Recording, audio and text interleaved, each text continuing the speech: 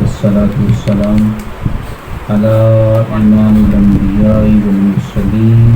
أما بعد أعوذ بالله من الشيطان الرجيم بسم الله الرحمن الرحيم وبالوالدين إحسانا صدق الله العظيم وبلغنا رسوله النبي الأمين الكريم إن الله وملائكته يصلون على النبي يا أيها الذين آمنوا صلوا عليه وسلموا تسليما محفظ فکر الصلاة والسلام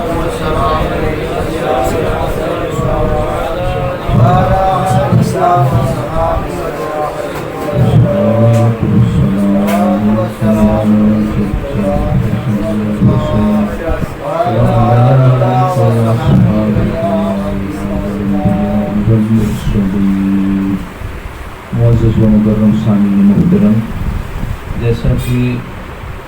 ہم سب جانتے ہیں کہ ہم بھائی رضوان صاحب کی والدہ محترمہ اور والد محترم کی احساس سواب کے لیے بیٹھے ہیں۔ ماشاءاللہ جتنے دوست بیٹھے ہیں، بزرگ بیٹھے ہیں، اللہ کی رحمت سے صاحب عقل بھی ہیں اور صاحب علم بھی ہیں۔ میں ایک بات ہر مجلس میں، ہر پروگرام میں، ہر بزم میں عرض کرتا ہوں کہ یہ جو مجالس ہوتی ہیں، یہ جو محفلیں ہوتی ہیں، ذکر کے اجتماع ہوتے ہیں،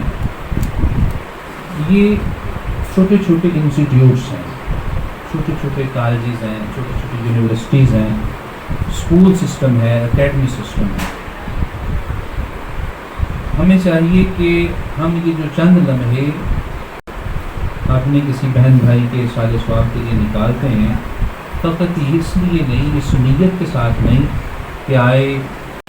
کچھ گنگنایا، کچھ سنا، کچھ واہ واہ کی، ایک مرتبہ سبحان اللہ کہا، جنت میں ایک درخت لگا کے اور چلے گئے۔ اس کا ایکچوئل مقصد یہ نہیں ہے۔ ان مجالس کا، ان محافل کا، ان اجتماعات کا صرف مقصد یہ نہیں ہے۔ مقصد یہ ہونا چاہیے کہ جو ہم نے سنا اس کا تعلق صرف ہماری سماعتوں کے ساتھ نہیں ہونا چاہیے، بلکہ اس کا تعلق ہمارے ناخن سے لے کے سر کے بالوں تک ہونا چاہیے۔ سنا کیا؟ حضور کے سنت کے مطابق سنا، حضور کے خصائل کے متعلق سنا، حضور کی خصوصیات کے متعلق سنا۔ ہم یہ دیکھیں نا کہ ہم ایک حضور کا معجزہ سنتے ہیں، حضور کی خصائل سنتے ہیں، حضور کی ایک خصوصیت سنتے ہیں، ہم زبان سے تو بلند آواز سے کہتے ہیں سبحان اللہ سبحان اللہ، لیکن کیا وہ جو کہا گیا جملہ، جو حدیث ہے، آیت ہے، ہمارا دل اسے قبول کر رہا ہے؟ یہ سوچنا ہے، یہ ہم نے سوچنا ہے کہ کیا جو حدیث ہے جس کی میں نے زبان سے تائید کی ہے، قرآن کی آیت جس کی میں نے زبان سے تائید کی ہے، وہ جو کوئی جملہ یا کوئی آیت یا کچھ بھی سنا ہے جس سے میں زبان کی تائید کر رہا ہوں، کیا میرا دل اسے قبول کر رہا ہے کہ نہیں کر رہا؟ اب دل کا قبول کرنا یہ کس چیز پہ مبنی ہے؟ دل کا قبول کرنے کی دلیل یا اس چیز پہ اس کا مبنی ہے کہ دل اگر قبول کر رہا ہے، اس کی علامت یہ ہے کہ وہ خصوصیت، وہ خصائل ہمارے جسم سے ظاہر ہیں۔ اگر ہمارے جسم سے وہ خصوصیت جسے سن کے ہم نے سبحان اللہ کہا، مثال حضور صلی اللہ علیہ وسلم صادق و امین تھے، سبحان اللہ، یہ میں نے کہہ دیا سبحان اللہ، حضور بڑے امانت دار تھے، سبحان اللہ، لیکن کیا یہ جملہ سننے کے بعد میرا دل اس جملے کو قبول کر رہا ہے کہ صرف زبان کہہ رہی ہے سبحان اللہ؟ کیا میں نے حضور کو صادق و امین اپنی زبان سے ماننے کے بعد اپنے جسم کو اس کے اوپر میں نے اپلائی کرنے کی کوشش کی یا نہیں؟ اگر میں نے حضور صلی اللہ علیہ وسلم فحش کوئی نہیں کرتے تھے، کیا میں اس مجلس سے اٹھنے کے بعد یہ عہد کروں گا کہ آئندہ میری زبان سے فحش کوئی نہیں نکلے گی؟ حضور کبھی معاذ اللہ استغفر اللہ، حضور کا ایک جملہ بھی، کبھی ایک لفظ بھی حضور کا کسی جھوٹ کی طرف منسوب نہیں تھا۔ کیا میں اس مجلس اٹھنے کے بعد اس چیز کا عہد کروں گا کہ اس مجلس کے بعد میں کبھی اپنی زبان میں جھوٹ نہیں لے کے آؤں گا؟ اگر تو جو ہم سنتے ہیں، جسے سن کے ہم سبحان اللہ کہتے ہیں، اگر تو اسے سننے کے بعد دل اسے قبول نہیں کرتا تو پھر اس کا مطلب ہماری یہ مجالس صرف فارمیلٹیز ہے۔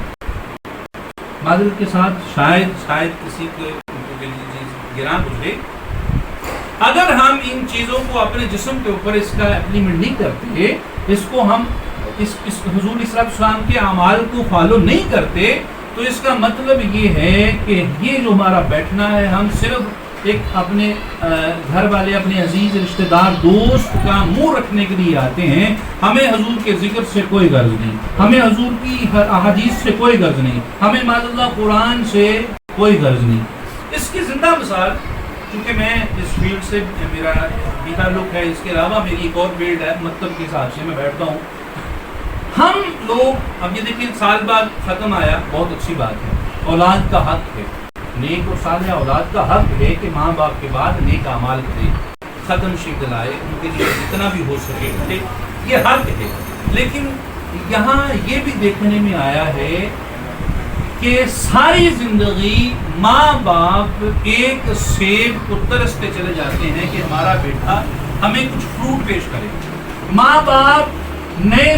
سوٹ کو ترستے چلے جاتے ہیں کہ اولاد مجھے دے، میرا بیٹا مجھے دے، میرے پاس اپنی بیوی کے اخراجات کے لیے پورے ہیں، میں اپنے بچوں کے لیے اچھے سے اچھے لباس کے لیے بھاگتا ہوں، کیا مجھے اپنے ماں باپ کی بھی فکر ہے؟ نہیں۔ بہت سارے ایسے لوگ ہیں۔ اب غور طلب بات یہ ہے کہ ماں کے مرنے کے بعد، باپ کے مرنے کے بعد، چہلم کے اوپر، کلوں کے اوپر، سادے کے اوپر، دسویں کے اوپر، سال کے ختم کے بعد، 2 سال بعد میں دیگیں چڑھاؤں، زندگی میں استغفر اللہ خوش اسلوبی سے ان کے سامنے میں ایک روٹی بھی نہ لے کے جاؤں، ایک فروٹ کا ٹکڑا نہ لے کے جاؤں، تو میرا خیال ہے سال کے بعد ان چہلموں کا، ان سالوں کے قدموں کا کوئی فائدہ نہیں ہے۔ اور میری ایک اپنی آبزرویشن بھی ہے، اور میں اس چیز کا قائل بھی ہوں کہ ماں باپ کی زندگی میں ان کی بارگاہ میں ایک فروٹ کا ٹکڑا ان کے مرنے کے بعد لاکھوں روپیہ کلوں کے ختم لگانے سے بہتر ہو۔ تو فرسٹ ہم نے ان چیزوں کو صرف یہ سنانا نہیں ہے، اس کو ہم نے آبزرویشن کے ایک اکیڈمی سے گزارنا ہے۔ جب ہم ان چیزوں کو آبزرو کریں گے، جب ہم ان چیزوں کو اپنے اوپر اپلائی کریں گے، تو خدا کی قسم ایک ایسا معاشرہ تشکیل پائے گا کہ ہم سوچ نہیں سکتے۔ ہم میں اور صحابہ کرام علیہ رضوان میں اور ان اولیاء کرام میں، ہم لوگوں میں اور اللہ کے ولیوں میں جو واضح فرق ہے وہ یہ ہے کہ ہمارا غلامی رسول میں موت بھی قبول ہے کا نعرہ صرف زبان کی حد تک ہے، ان کا یہ نعرہ زبان کی حد تک نہیں تھا، ان کے جسم میں اور ان کے خون کے قطرے قطرے میں یہ چیز شامل تھی، وہ جو کہتے تھے وہ کرتے تھے۔ بڑا ایک خوبصورت واقعہ، اور میں یہ متعدد بار درج کر چکا ہوں۔ محدثین میں ایک بہت بڑے محدث کا نام ہے امام محمد رحمۃ اللہ تعالی علیہ، بہت بڑے محدث ہیں، وقت کے اتنے بڑے محدث ہیں کہ کہتے ہیں کہ ان کے جنازے میں 40 لاکھ لوگوں نے جنازے میں شرکت کی، اور ان کے جنازے کو دیکھ کے 1 لاکھ غیر مسلموں نے کلمہ پڑھا تھا۔ وہ زمانے میں معزز تھے، مسلمان ہو کر، وہ ان کا نظام ہو، بلکہ یہ ہے کہ امام محمد رحمۃ اللہ علیہ آپ ایک علاقے میں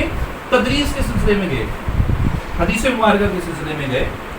شاید میں کچھ گفتگو جو ہے روایتی گفتگو نہیں ہے میری، کچھ مشکل کی ہو، معذرت کے ساتھ، مقصد صرف یہ کہ کوئی پیغام، کوئی میسج۔ امام محمد رحمۃ اللہ علیہ تدریس کے سلسلے میں ایک علاقے میں گئے،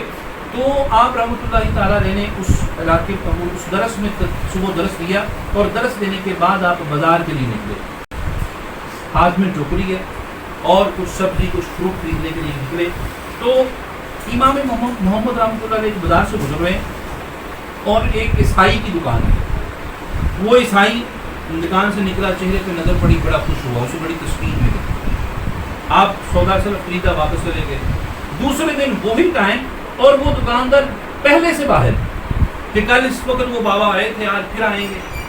وہ عیسائی باہر، اور امام محمد رحمۃ اللہ تعالی علیہ کا گزر ہوا، اس نے پھر زیارت کی، بڑی تسکین ملی۔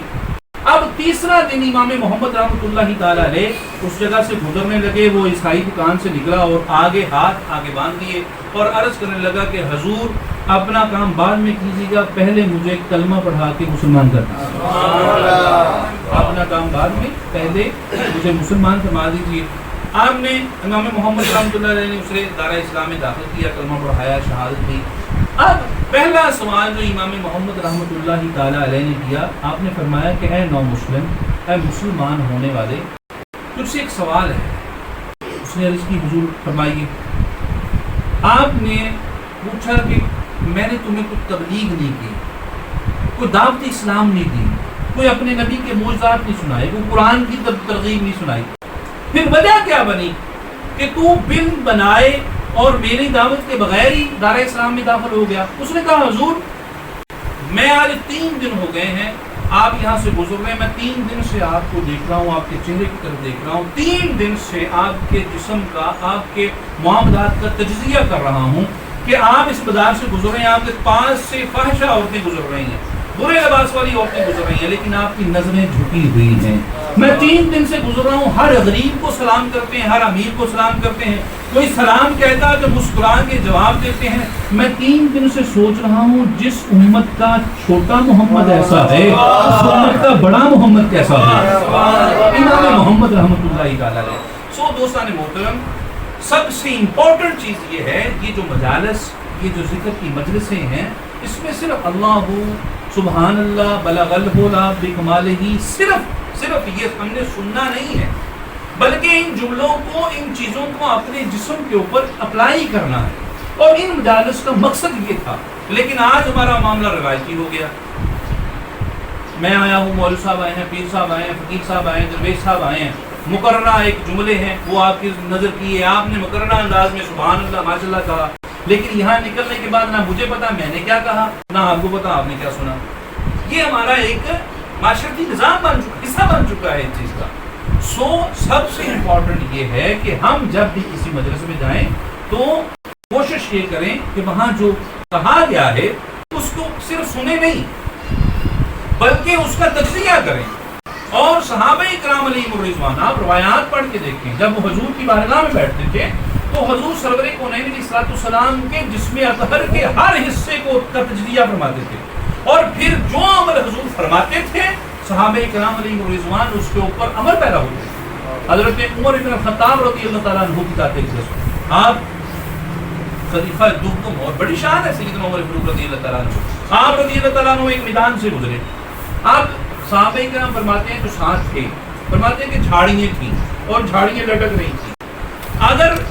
عمر گزرنا چاہتے گزر سکتے تھے، لیکن عمر فاروق رضی اللہ تعالیٰ عنہ نے جان بوجھ کر اپنا سر اونچا کیا، گھوڑے پہ سوار تھے اور ان جھاڑیوں میں جان بوجھ کے سر اوپر کیا۔ جب سر اوپر کیا تو آپ کا امامہ ان جھاڑیوں میں اٹک گیا، اب پھر آگے گئے، پیچھے آئے، امامہ کھولا، پھر باندھا، پھر واپس جا کے اسی جگہ سے، اسی پوائنٹ سے پھر چلے، اب جب وہ جھاڑیاں ہیں پھر اپنا سر اوپر کر لیا، دوسری مرتبہ پھر امامہ اٹک گیا، پھر پھنس گئے، پھر آگے گئے، پھر آئے، پھر امامہ شریف کھولا، پھر باندھا، تیسری مرتبہ وہی عمل کیا۔ صحابہ کرام علیہم الرضوان دیکھ کے پریشان، یار اتنا مدبر انسان، اتنا فہم اور فراست والا انسان، اتنا عقل مند انسان کہ لاکھوں مربع میل پہ حکومت کرنے والا عمر، اور عمل کیا ہے؟ یہ نہیں ہے کہ وہ نیچے ہیں جھاڑی ہیں اور بار بار سر اونچا کر رہے ہیں اور بار بار امامہ کھول رہے ہیں، وہی عمل بار بار، وجہ کیا ہے؟ لوگوں نے، صحابہ کرام نے عرض کی ہے امیر المومنین وجہ کیا ہے، یہ عمل کیا ہے آپ کا، بار بار وہی عمل کر رہے ہیں؟ آپ فرماتے ہیں کہ وجہ تو کوئی نہیں ہے، بس ایک ہی وجہ ہے کہ ایک مرتبہ میں اپنے حضور کے ساتھ یہاں سے گزرا تھا اور حضور کا امامہ ان جھاڑیوں میں اٹکا تھا، اور وجہ تو کوئی نہیں ہے، میں حضور کی سنت پوری کر رہا ہوں۔ سو دوستان محترم، ایکچوئل جو ہم میں اور ان میں مین جو ڈفرنس ہے، ہم میں اور ان میں جو واضح فرق ہے وہ یہ ہے کہ ان کا عمل سننے اور سنانے تک نہیں تھا۔ یہ نہیں ہے کہ مولوی صاحب آئے بیان کیا، پیر صاحب آئے بیان کیا، بس وہ بعد میں پیر فقیر معاملہ لیتا، آپ نے سنا بس ختم نہیں۔ وہ اگر حضور کا ایک عمل سنتے تھے، بلکہ میں نے یہاں تک پڑھا ہے کہ روایات صحابہ کرام حضور کے ایک جملے کی خاطر سالوں تک صبر کرتے رہتے، صرف حضور کا ایک جملہ، ایک صحابی 4 ماہ تک سفر کرتے رہے کہ پتہ چلا کہ فلاں جگہ پر حضور کا ایک صحابی ہے، اس کے پاس ایک ایسی حدیث مبارکہ ہے جو کسی اور کے پاس نہیں ہے۔ 40 دن تک سفر کیا، اور مجھے اور آپ کو دکانوں میں انبار لگے پڑے ہیں کتابوں کے، حدیثوں کے، لیکن فرصت نہیں ہے۔ دوسرا نے محترم، اس کی مین جو ہے وہ ہماری ناقص پلیسی جو ہماری ہے، وہ صرف یہ ہے کہ سننے سنانے کی حد تک ہم رہ چکے ہیں، سبحان اللہ ماشاء اللہ کے نعروں تک رہتے ہیں، غلامی رسول میں موت بھی قبول ہے، یہ نعروں تک باتیں محدود رہ گئی ہیں۔ تو آج ہم جس مقصد کے لیے اکٹھے ہوئے ہیں ان میں آپ وہ جانتے ہیں کہ سال ثواب کی محفل ہے۔ تو دوسرا نے محترم، اللہ رب العزت قرآن پاک میں ارشاد فرماتا ہے وَبِالْوَالِدَيْنِ إِحْسَانًا، کہ اے ایمان والو اپنے والدین کے ساتھ احسان کرو، احسان کرو۔ اور احسان اس کے مختلف معنی ہیں۔ امام زرقانی رحمۃ اللہ تعالی علیہ آپ فرماتے ہیں کہ احسان کا ایک سادہ سا معنی یہ ہے ایسا عمل ماں باپ کے لیے کیا جائے جس کے کرنے کے بعد ذہن میں خدشہ نہ ہو کہ ماں باپ کے اوپر میں نے یہ احسان کر دیا ہے۔ صحابی رسول بارگاہ رسالت معاذ صلی اللہ علیہ وسلم میں حاضر ہوئے۔ مواہب الدنیا میں یہ حدیث مبارکہ ہے، امام ترمذی رحمۃ اللہ تعالی علیہ نے بھی نقل کیا ہے کہ صحابی حاضر ہوئے عرض کی یا رسول اللہ صلی اللہ علیہ وسلم، میں نے گرمی کے موسم میں، گرمی شدت کی گرمی میں اپنی والدہ کو اپنے کندھوں پہ بٹھا کے سارا حج کروایا ہے۔ جو دوست حج عمرہ کرتے ہیں وہ جانتے ہیں کہ عمرہ بھی ماں باپ کو کندھوں پہ اٹھا کے نہیں کروایا جا سکتا آج ہمارے دور میں۔ اور اب جو بیت الحرم شریف ہے، صفا مروہ شریف ہے، اب بالکل فرش لگا ہوا ہے، اے سی لگے ہیں، پنکھے لگے ہوئے ہیں، چلنا خود چلنا آسان، اگر کندھوں پہ کوئی بیٹھ جائے پھر بھی آسان ہے۔ اس دور میں سارا یہ پتھریلا علاقہ تھا، کوئی سیمنٹ، کوئی پتھر، کوئی کچھ نہیں تھا، یہ سارا، اور اوپر سے سارا ننگا تھا، صفا مروہ بھی۔ صحابی کہتے ہیں رسول اللہ صلی اللہ علیہ وسلم، میں نے اپنے کندھوں پہ بٹھا کے اپنی والدہ کو سارا حج کروایا ہے، طواف کروائے ہیں، صفا مروہ کروایا ہے، میدان عرفات تک گیا ہوں، ٹینکریاں ماری گئی، سب کچھ کیا ہے۔ یا رسول اللہ صلی اللہ علیہ وسلم، کیا میں نے اپنی ماں کا حق ادا کر دیا؟ صحابی یہ عرض کرتے ہیں حضور صلی اللہ علیہ وسلم نے سنا، حضور کا چہرہ انور سرخ ہو گیا، فرمایا میرے صحابی سن، تو یہ سارا عمل کرنے کے بعد ساری زندگی کا حق ادا کر رہا ہے، سن، جن اوقات میں، جن لمحوں میں تو اپنی ماں کے پیٹ میں تھا، ان لمحوں میں ایک لمحے کا بھی حق نہیں ادا ہوا، ایک لمحے کا بھی حق ادا نہیں ہوا۔ اب یہاں پر ایک مرتبہ رک کے میں اپنی ذات سے بھی یہی سوال کرتا ہوں، کیا میں وہ شخصیت ہوں، یا آپ میں سے میں نہیں جانتا، لیکن کیا میں وہ شخصیت ہوں کہ اگر اس صحابی کے اس عمل کو اور حضور کے اس قول مبارک کو سامنے رکھا جائے اور میں اپنی زندگی کو اپنے ماں باپ کے معاملات میں سامنے رکھوں، کیا میں حضور کے قول پہ پورا اترتا ہوں؟ بڑا مشکل ہو جائے گا۔ اور پھر ہمارے ٹائٹلز یہ ہیں، پیر طریقت، رہبر شریعت، حضرت مولانا، حضرت پیر صاحب، عاشق رسول، فنا فی الشیخ، فنا فی الرسول، فنا فی اللہ، باقی باللہ، اور پتہ نہیں کیا کیا۔ لیکن حقیقت میں میرا خیال ہے کہ ہم ایمان کی اس حلاوت کو بھی نہیں چکھ سکے جس حلاوت کو حضور کا ادنا سعودی چکھتا ہے۔ حقیقت یہ ہے دوستان محترم، بڑا مقام ہے۔ اور آپ میرے آقا کریم علیہ السلام کی ذات اقدس کو دیکھیں، بادشاہ کونین تشریف فرما ہے، حضور فرماتے ہیں کہ میری خواہش تھی، حدیث مبارکہ کا مضمون ہے، حضور فرماتے ہیں کہ کاش میں عشاء کی نماز پڑھ رہا ہوتا، میں محمد عشاء کی نماز پڑھ رہا ہوتا اور پہلی رکعت میں ہوتا، اور میری ماں مجھے آواز دیتی بیٹا محمد، میری ماں مجھے آواز دیتی اور میں عشاء کی فرض نماز چھوڑ کے اپنی ماں کے حکم کے لیے کھڑا ہو جاتا۔ نعرہ تکبیر، نعرہ رسالت، نعرہ حیدری، نعرہ غوثیہ۔ دوستان محترم، حضور صلی اللہ علیہ وسلم کا یہ عمل، اور پھر چونکہ میرے آقا کریم علیہ السلام کی والدہ ماجدہ حضور کے بچپن ہی وصال کر گئی، پھر جس بی بی نے میرے بادشاہ کی پرورش فرمائی.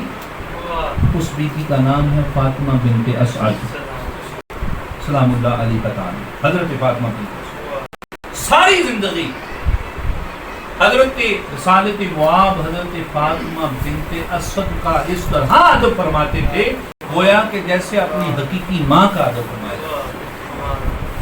کائنات کو بتایا، یہ پیغام دے دیا کہ جنم دینے والی ماں کا مقام تو تم جان ہی نہیں سکتے، یہ پرورش کرنے والی ماں ہے. اور روایات گواہ ہیں، تمام محدثین نے لکھا ہے، تمام مسلک سنی شیعہ وہابی دیوبندی اس چیز پہ اتفاق کرتے ہیں کہ جب حضرت فاطمہ بنت اسعد سلام اللہ علیہ تعالی آپ کا وصال مبارک ہوا، آپ علیہ السلام نے اپنے ہاتھوں سے بیوی کی تربت کھو دی. کیا آج کوئی بیٹا ہے جو اپنی ماں کی خود تربت کھو دے؟ نہیں، حضور نے خود کھو دی، روایات ہیں. اور پھر حضور صلی اللہ علیہ وسلم نے اپنی قمیص مبارک دی، اپنی قمیص دی کہ کفن دیا جائے میری امی کو. اور پھر قبر میں خود لیٹ کے پھر کہا ہاں اب ٹھیک ہے، اب آرام دہ ہے، سکون دہ ہے، میری والدہ کو لے آؤ. اور پھر جس شخص نے پرورش کی، بادشاہ کونین علیہ السلام کے پیارے چاچا جان، ابھی پچھلے دن ان کی ولادت تھی، حضرت سیدنا عمران بن عبد المطلب. آپ علیہ السلام جب آپ کا جنازہ گیا، مختلف علم میں اختلاف ہے، میں آپ کسی کو اگر اختلاف ہو اس کا اپنا معاملہ ہے، میرا ایک اپنا نظریہ ہے، میری اپنی اسٹڈی، میں اپنی اسٹڈی بیان کر رہا ہوں. حضور صلی اللہ علیہ وسلم نے حضرت جناب عمران بن عبد المطلب حضور کے چاچا جان، آپ کا جنازہ جا رہا ہے، جنازہ لوگوں کا اپنا کانسیپٹ، اپنا نظریہ، اپنی سوچ، اپنی فکر، اپنا تفکر ہے، لیکن روایات یہ ہیں کہ حضور حضرت عمران بن عبد المطلب کے جنازے کے ساتھ جا رہے ہیں اور اللہ سے عرض کرتے جا رہے ہیں، یا اللہ میرے چچا کے مجھ پہ بڑے احسان ہیں، ان احسانوں کو مد نظر رکھنا. ہاں یہ ہے پرورش، یہ ہے پرورش، یہ وہ پرورش ہے جو حقیقی باپ کی نہیں ہے، جو حقیقی ماں کی نہیں ہے. تو دوستان محترم، جس نے جنم دیا ہو، آج دیکھیں کچھ چیزیں بہت اہم ہیں، آپس میں بیٹھے ہیں، کوئی ایسی بات نہیں ہے. اور مجھے اس طرح کی باتیں کرنے کی وجہ سے کچھ لوگ کہتے ہیں یہ اہل حدیث بندہ ہے، کئی دونوں پہ مجھے کہتے ہیں یہ بھابی ہے. حالانکہ استغفراللہ، بھابی سنی وہ معاملہ ایک علیحدہ ہے، ٹھیک ہے، ہر ایک بندے کا اپنا نظریہ ہے، لیکن جو حقیقت ہے ہم اسے چھپا نہیں سکتے. ہمارے پورے مسلک میں ہم اہل سنت ہیں، ہمارے کلوں کے اوپر بڑا زور ہے. 10ویں کا ختم بڑے زور شور سے دیا جاتا ہے، ادھار پکڑ لو، دلوانا ہے، حالانکہ یہ معاملہ مکروہ ہو جائے گا. بلا وجہ قرض لینا حدیث مبارکہ شرعی مسئلہ ہے، امام اعظم نے اسے لکھا ہے، بلا وجہ قرض لینا یہ مکروہ ہے، بلا وجہ قرض لینا. اور یہ جو ختم شریف ہے، چونکہ یہ آپ کی کسی بھی فقہ کی کتاب میں، کسی بھی حدیث کی کتاب میں اسے فرض نہیں کہا گیا، واجب نہیں ہے، مستحب عمل ہے. اور مستحب عمل اسے کہتے ہیں اگر آسانی سے ہو جائے کر لو، نہیں تو اپنی ذات کے لیے مشکل نہ کرو. اب دیکھیں کل شریف کا ختم فرض نہیں ہے، 10ویں کا فرض نہیں ہے، 40 کا فرض نہیں ہے. دلوائیں اچھی بات ہے، اور آج اگر صاحب استاد ہے کرے سکتا، اچھی بات ہے، لیکن فرض نہیں ہے. ایک فرض ہے. اب کلوں کا بیٹے بیٹیاں اچھے کپڑے پہن کے مسجد میں بیٹھے ہوئے، سفید کپڑے، اور کئی تو یہ دیکھا تو لٹھے کے کپڑے پہنے ہوئے. کل شریف کا ابا جی کا ختم اور بیٹوں نے بہترین وائٹ سوٹ پہنے ہوئے ہیں، حالانکہ فرض نہیں. ایک چیز فرض ہے، کیونکہ حدیث مصطفیٰ ہے، وہ عمل جو حضور نے تنبیہ فرمائی ہو وہ فرض ہو جاتا ہے، واجب کے قریب تو ہے ہی نہ. حضور نے فرمایا ہے جب تم میں سے کسی کے ماں یا باپ مر جائے، انہیں دفن کرنے کے بعد ان کی قبر پر اتنی دیر ضرور بیٹھو جتنی دیر میں نہر کیا جاتا ہے. اب نہر سے مراد کیا ہے؟ اونٹ کا ذبیحے سے لے کے گوشت کرنے کے بعد تقسیم ہونے تک کے عمل کو نہر کہتے ہیں. کیا میں یا ہم جو دوست ہیں جو کل پہ، ساتے پہ، 10ویں پہ، سال پہ بڑا زور لگاتے ہیں، کبھی اس چیز پہ زور دیا کہ باپ کی میت، باپ کی قبر پہ بیٹھنا ہے؟ نہیں. مولوی صاحب آ جاؤ جی، قبلہ یہ ختم شریف پڑھ دیں، مولوی صاحب یہ 2 سپارے پڑھ دیں، اذان دے دیں، بھائی آپ کا بیٹھنا، آپ کا پڑھنا، اصل میں یہ بات ہے، مولوی صاحب نے آپ پڑھنا ہے، اس نے آپ سے روٹی لینی ہے، پیسے لینے ہیں، تو معذرت کے ساتھ یہ وہ چیزیں تھی جو پروفیشنلزم میں نہیں جانی چاہیے تھی۔ باپ کا جنازہ پڑھانے کے لیے جو بیٹا کر سکتا ہے مولوی نہیں کر سکتا۔ مولوی صاحب نے، پیر صاحب نے، درویش صاحب نے جو پڑھانا ہے اس نے ایک اپنی آفیشلی ڈیوٹی پوری کرنی ہے، وہ جملے رٹے رٹائے پورے کرنے ہیں۔ جب بیٹا مسلح پہ کھڑا ہوگا، رو کے عرض کرے گا اے اللہ میرے باپ کی میت پڑی ہے معاف کر دینا، اب بتاؤ اس باپ کے اگر کلوں کا ختم نہ بھی ہوگا کیا فرق پڑے گا؟ ہاں اگر باپ بیٹا کل شریف کا ختم نہ بھی دلوائے، جنازہ خود پڑھا کے اللہ کی بارگاہ میں ہاتھ اٹھا کر رو کے عرض کرے اے اللہ یہ میرا باپ تھا، اے اللہ یہ میری ماں تھی، اس کی بخشش کر دے، تو خدا کی قسم نہ کلوں کی ضرورت، نہ چہروں کی ضرورت، نہ سال کی ضرورت، نہ کوئی قدموں کی ضرورت ہے۔ اصل جو عرض کرنے کا مقصد یہ تھا کہ یہ جو مجالس ہے ہماری، یہ جو ہماری بزمیں ہیں، اسے پروفیشنلزم سے نکالیے، بلکہ جہاں بھی گئے۔ ہاں دوسری بات، مجھ پہ بھی کسی دوست کو اعتراض ہو، بیٹھے بھائی حضرت صاحب آپ نے یہ حدیث بیان کی ہے، اس کا حوالہ متن مفہوم یا اس کی کوئی یہاں پر یہ جو توجیہ بیان کر رہے ہیں نہیں ہے، آپ کا حق بنتا ہے، لیکن وہی آپ نے سنا پتہ تو ہے نہیں۔ ہم یہ سارے معاملات ہم نے پروفیشنلزم کر لیے، اس کا ہمیں نقصان ہو رہا ہے۔ اللہ پاک ہم سب کو اعمال صالحہ کی توفیق عطا فرمائے، اللہ پاک ہمیں قرآن اور حدیث کو حقیقی معنوں میں سمجھنے کی توفیق عطا فرمائے۔ وآخر دعوانا ان الحمد للہ رب العالمین۔